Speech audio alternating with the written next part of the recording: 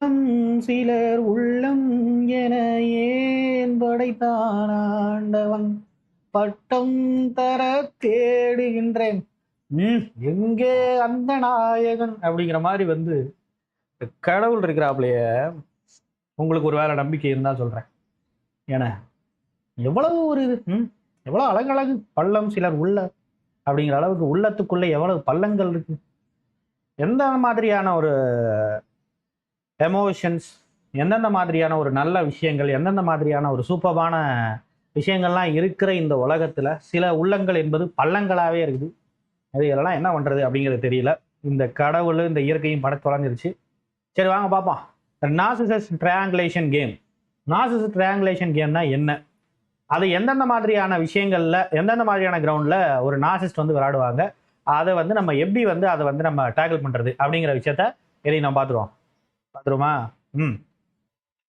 இந்தா சார் விரட்டு போட்டோம்.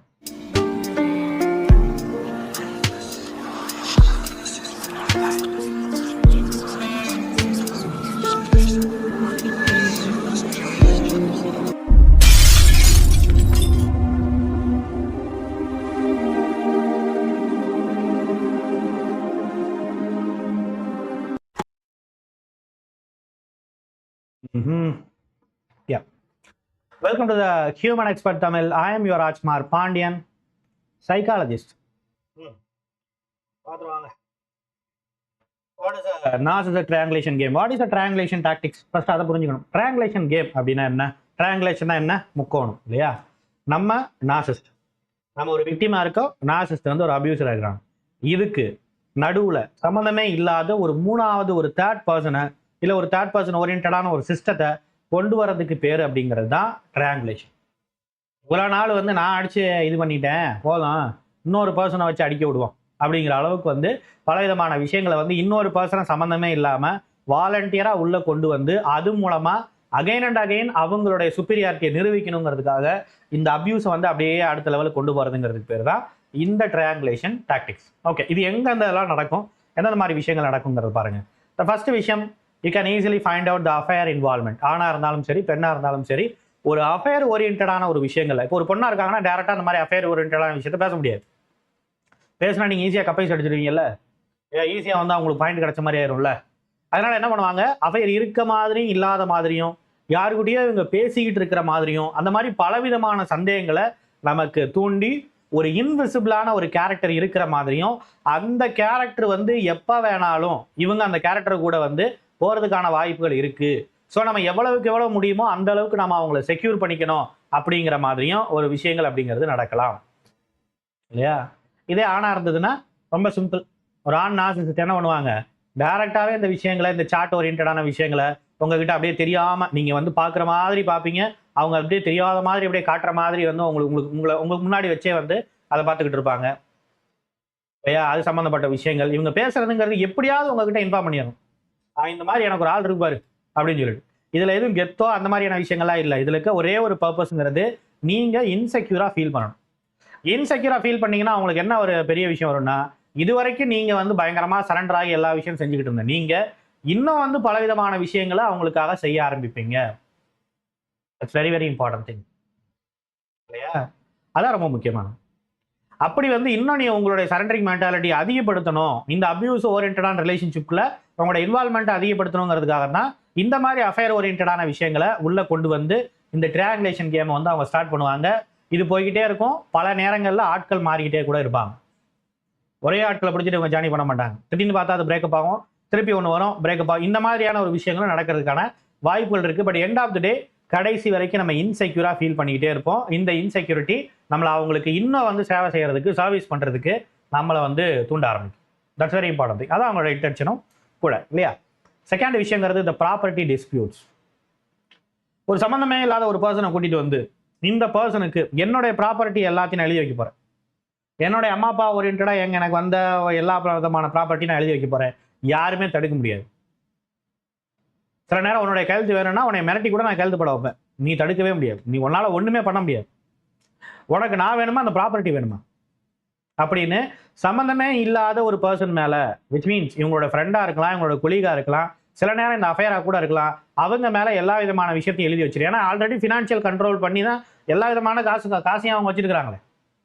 ஏன் நம்ம சம்பாதிக்கிறது நம்ம பிசினஸ் பண்ணானா அது முதற்கொண்டு எல்லாமே அவங்க தானே போய்கிட்டு இருக்கு. எல்லாமே அவங்க கிட்ட இருக்குது.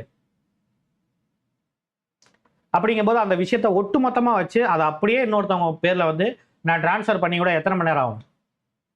முடிச்சிருவேன், அவ்வளோ ரெஜிஸ்ட்ரேஷன் முடிச்சிருவேன், அடுத்த 10 daysல நான் முடிச்சிருவேன் பார்க்குறியா அப்படின்னு பலவிதமான விஷயங்களை வச்சு மிரட்டி இந்த ப்ராப்பர்ட்டி ஓரியன்டான விஷயத்தை வச்சு நம்மளை இன்செக்யூரா ஃபீல் பண்ண வைக்கிற விஷயங்கள். சரி, அப்போ இன்செக்யூரா ஃபீல் பண்ண வைக்கிறாங்க. இப்போ இது எதுவுமே நடக்காதானா? நடக்கிறதுக்கும் வாய்ப்புகள் இருக்கு. யூ நீட் டு அண்டர்ஸ்டாண்ட் அந்த லீகல் கம்ப்ளைண்ட்ஸ். இது வரைக்கும் ஒரு பர்சனை கூட்டிட்டு வந்துட்டு இருந்தவங்க இப்போ இந்த ட்ரையாங்குலேஷன் கேம்ல கோர்ட்டையே உள்ள கூட்டிட்டு வருவாங்க, ஒரு லீகல் சிஸ்டத்தையே உள்ள கூட்டிட்டு வருவாங்க. இன்னைக்கு பெண்கள் வந்து ரொம்ப வல்னரபிளா இருக்கிறாங்க. அவங்கள ப்ரொடெக்ட் பண்ணணுங்கிறதுக்காக பலவிதமான சட்டங்கள்ங்கிறது அவங்கள ப்ரொடெக்ட் பண்ணணுங்கிற கான்சியஸ்ல வந்து உருவாக்கப்பட்டது பலவிதமான சட்டங்கள் அப்படிங்கிறது இந்தியன் கான்ஸ்டியூஷன் படி இருக்கு.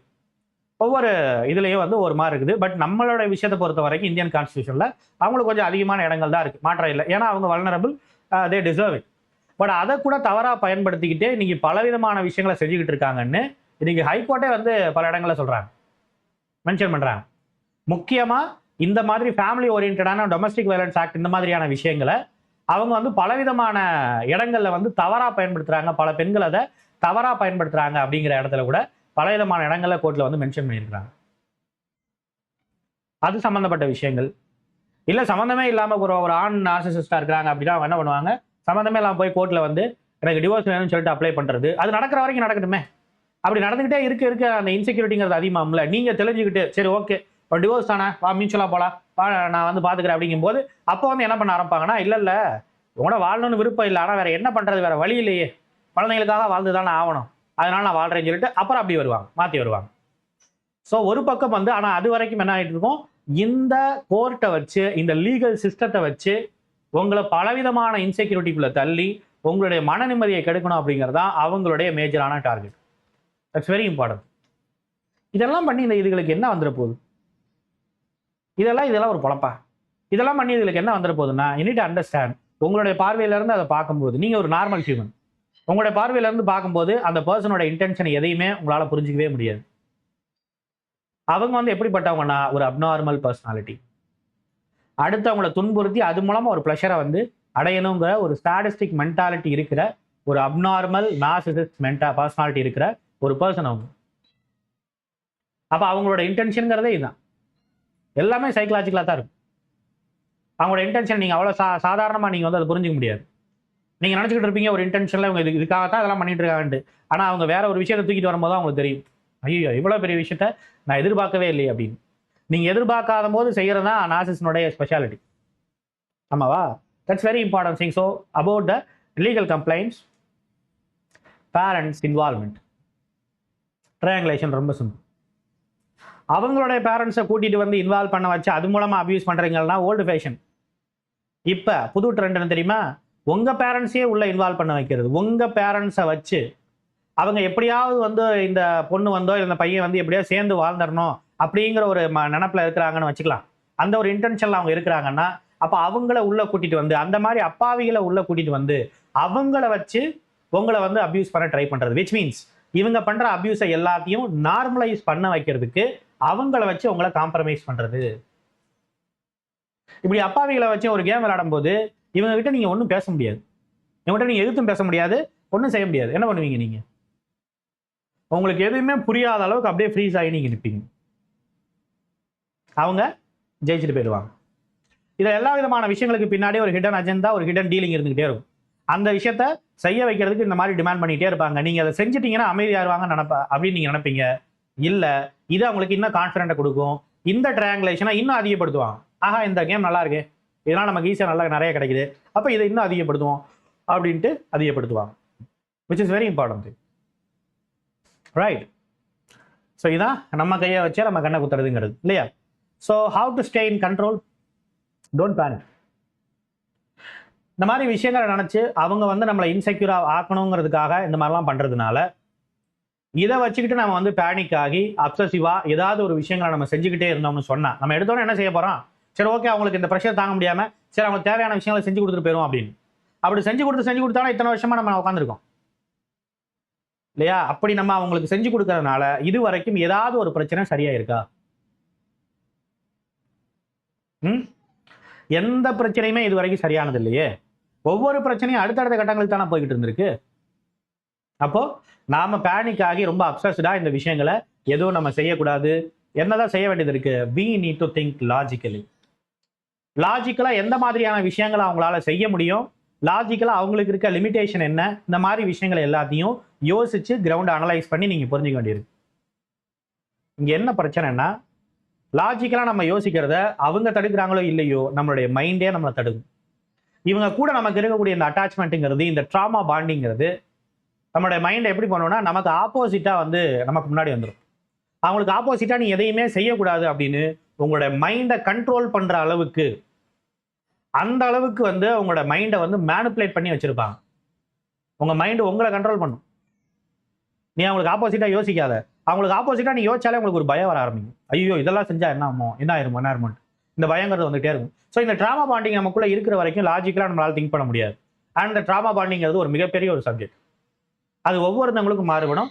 ஒவ்வொருத்தவங்களோட பிஹேவியர் வச்சு அதை அனலைஸ் பண்ணும்போது அதை கொஞ்சம் கொஞ்சமா நம்ம எப்படி சரி பண்றது அப்படிங்கிறதா இங்க வந்து நம்ம யோசிக்க வேண்டியது.